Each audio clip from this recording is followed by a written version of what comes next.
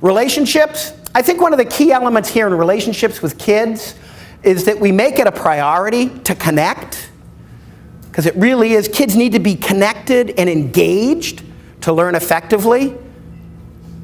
And a key to that connection is when kids do stuff to understand the good intention. Why is the kid doing this? Random behavior does not occur. When students behave randomly, we call it psychosis. But seriously, and fortunately, there's very little of that in kids.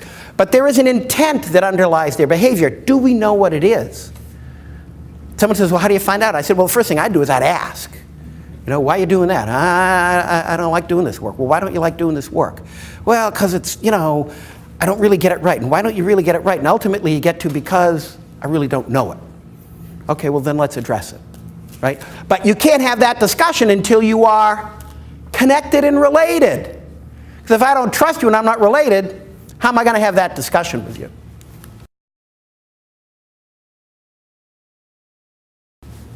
Policies, procedures, and protocols. I want to discuss here very briefly discipline.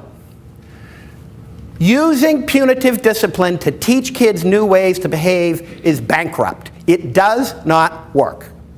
If it's such a great teaching tool, why don't we use it in math? Eddie, how much is 2 plus 2? 3.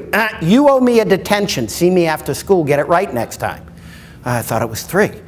Next time I ask Eddie 2 plus 2, what's he going to say? 5? Wrong again, you know. Behavior is no different. We need to teach. Are kids accountable for what they do? And again, don't get me wrong. Kids are accountable. If they cross that boundary, remember we talked about safety, clear, consistent boundaries, uniformly enforced. Yeah, they're accountable for whatever the rule book says. They're accountable. That's the easy part. The hard part is, what do we teach them so that doesn't happen again? It's the teaching part. The behavioral situation, the discipline incident, is the learning moment. That's when we can teach.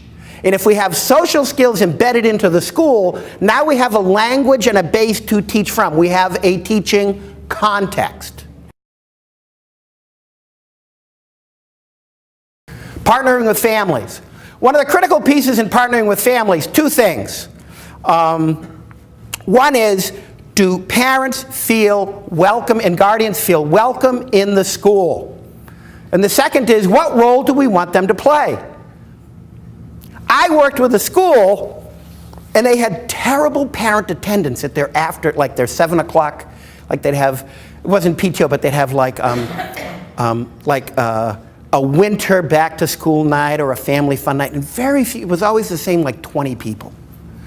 What are we going to do? What are we going to do? And I'm at the meeting and I'm going, I don't know. And one of the teachers says, yeah, it's not like in the morning when they drop the kids off in the cafeteria and they're all hanging around talking and we have to tell them it's time to go and we basically have to throw them out. And I'm saying, wait a minute, you're giving parents the bum's rush at 8 a.m. at the beginning? Well, yeah, because we need to get on with the day.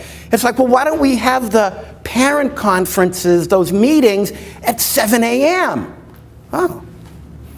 And one teacher says, well, that'd work better for me. It certainly helps with my childcare things. And so they had a meeting at 7 a.m.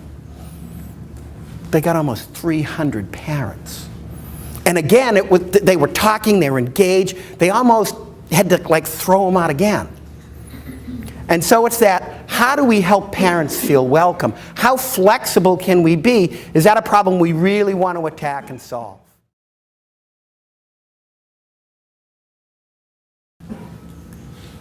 And this process, this looking at all those elements and bringing all this together, is the way that we get at creating trauma-sensitive school. And again, the key to the trauma-sensitive school are these elements. Understanding the impact of trauma. Supporting all student needs in the whole child. Helping students feel safe. Connection, engagement in school.